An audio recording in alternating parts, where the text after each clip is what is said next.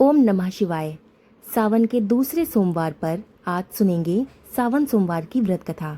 इससे पहले अगर आप हमारे चैनल में नए हैं तो प्लीज़ हमारा चैनल सब्सक्राइब कर लीजिए, क्योंकि आपको हमारे चैनल पर मिलेंगी व्रत और त्योहारों से जुड़ी सभी जानकारियाँ और कथाएँ।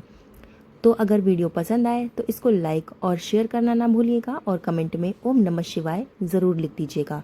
तो चलिए सुनते हैं सावन सोमवार व्रत कथा। एक शहर में एक सेठ रहा करता था। उसे धन और ऐश्वर्य की कोई कमी नहीं थी, फिर भी वो बहुत दुखी रहा करता था।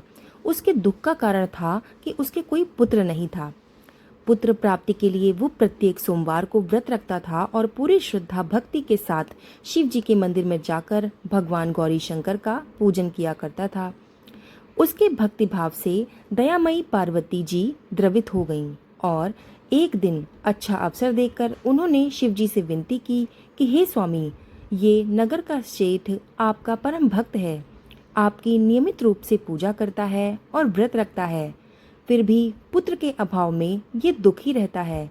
कृपा करके इसकी कामना को पूरा करें।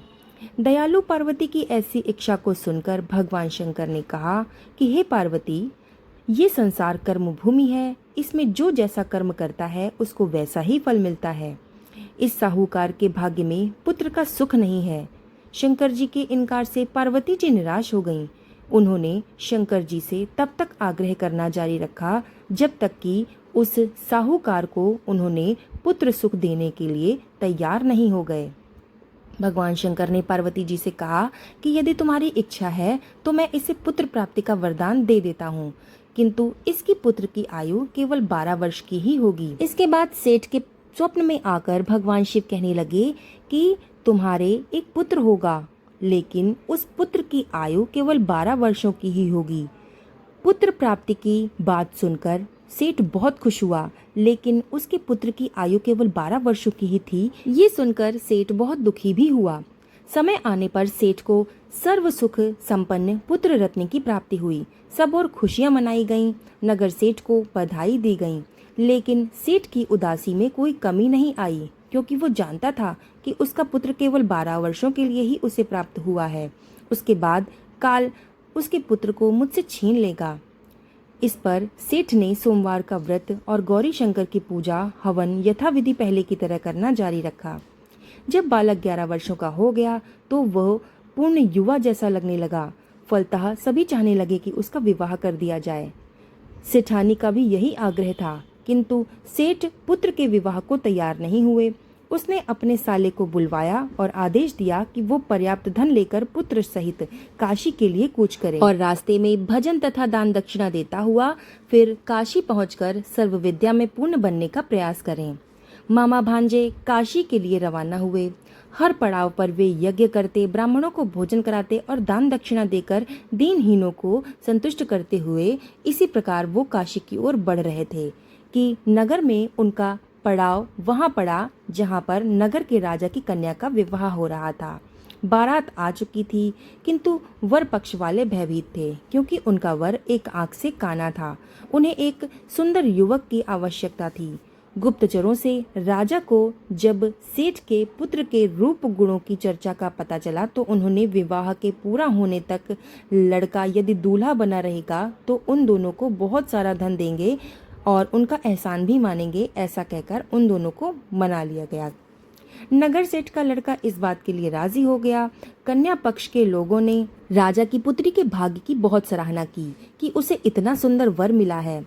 जब सेठ का पुत्र विदा होने लगा तब उसने राजा की पुत्री की चुनरी पर लिख दिया कि तुम्हारा विवाह मेरे साथ हुआ है और मैं एक राजा का लड़का न होकर एक सेठ का पुत्र हूँ और विद्या अध्ययन के लिए काशी जा रहा हूँ। राजा का लड़का तो एक आंख का काना है।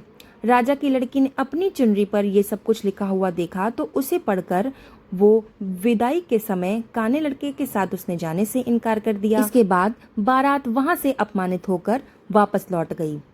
नगर सेठ का पुत्र काशी जाकर पूरी श्रद्धा और भक्ति से विद्या अध्ययन में जुट गया। उसके मामा ने यज्ञ और दान पुण्य का काम जारी रखा।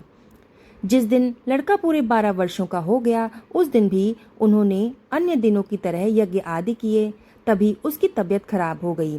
वो भवन के अंदर ही कमरे में आकर लेट गया। थोड़ी देर में मामा पूजन करने के लिए उसको लेने आए तो उसे मरा हुआ देखा तो उन्हें अत्यंत दुख हुआ और वो बेहोश हो गए। जब उन्हें होश आया तो उन्होंने सोचा कि यदि मैं रोया चिल्लाया तो पूजा में विघ्न पड़ेगा, ब्राह्मण लोग भोजन त्याग कर चले जाएंगे। अतः उसने धैर्य धारण करके समस्त कार्य निपटाया और उसके बाद जो उसने रोना शुरू किया तो उसकी रोने की आवाज़ सुनकर सभी का हृदय विदीर्ण हो गया। सौभाग्य से उसी नगर के उसी रास्ते से गौरी शंकर जी जा रहे थे। गौरी के कानों में वो करुण क्रंदन पहुंचा तो उनका वात्सल्य से पूर्ण हृदय करुणा से भर गया। सही स्थिति का ज्ञान होने पर उन्होंने शंकर जी से आग्रह किया कि वे बालक को पुनः जीवन प्रदान करें। शंकर भगवान को पार्वती जी की प्रार्थना स्वीकार ही करनी पड़ी। सेठ का इकलौता पुत्र पुनः जीवित हो गया और शिक्षा समाप्त होने के बाद वो मामा भांजे वापस अपने नगर की ओर रवाना हुए और रास्ते में पहले की तरह खूब सारी दान दक्षिणा देते हुए उस नगर में पहुंचे जहां राजा की कन्या के साथ उसका विवाह हुआ था। तभी राजा भी उधर से जा रहा था तो उस राजा ने लड़के को पहचान लिया। अत्यंत आदर सत्कार के साथ वो उसे महल में ले गया। शुभ मुहूर्त निकालकर कन्या और जमाता को दहेज देकर उन्होंने विदा कर दिया। सेठ का लड़का अपनी पत्नी के साथ अपने घर पहुंचा तो पिता को यकीन नहीं आया। लड़के के माता पिता अपनी हवेली की छत पर चढ़े बैठे थे और उन्होंने प्रतिज्ञा की थी कि वे वहां से तभी उतरेंगे जब उनका लड़का स्वयं अपने हाथों से उन्हें नीचे उतारेगा, वरना वो वहीं से छलांग लगाकर आत्महत्या कर लेंगे। पुत्र अपनी पत्नी के साथ हवेली की छत पर गया।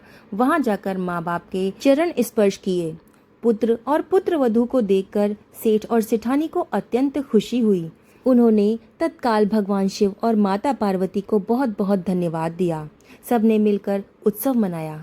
यहाँ पर सोमवार की कथा समाप्त हुई। अगर आपको ये कथा पसंद आई हो तो इसको लाइक करके शेयर कर दीजिएगा और कमेंट में हर हर महादेव लिखना ना भूलिएगा। इसके साथ ही साथ इस कथा को ज़्यादा से ज़्यादा शेयर कर दीजिएगा।